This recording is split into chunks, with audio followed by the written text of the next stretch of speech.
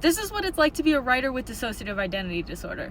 Okay, so we're writing our debut novel. I think the novel we're gonna go with is the one about the immortal blood witch who has autism and DID and goes on a magical adventure with their demon friend in order to like heal their generational and familial trauma. Yep, that sounds like a great idea.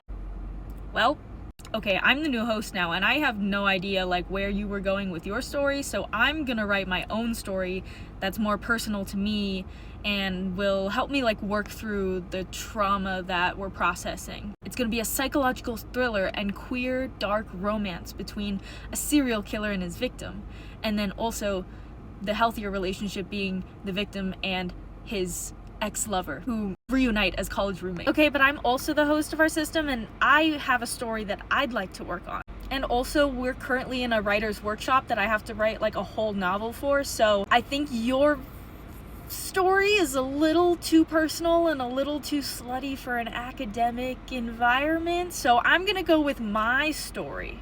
It's a metafiction about a character who knows he's a character in a novel, and his author wants him to go on a space adventure while he doesn't want to go on a space adventure. He wants to have a small town romance, rom-com, a little rom-com. And so it's a mashup of those two genres as the character and the author fight each other through the book to get their happy endings. And also he has autism. Did I mention that? And not to butt in here, but I also have a story that I've been working on that's taking up a lot of our brain power at the moment. It's a story that takes place in a world where the gods live among their people. So the more followers you have, the more powerful you are as a deity. And the main plot of the story follows an intersex witch who is basically the Antichrist. There's one really powerful god who's trying to wipe out all of the other gods and take over the world. And this Antichrist character finds an old god who has been imprisoned by the new god.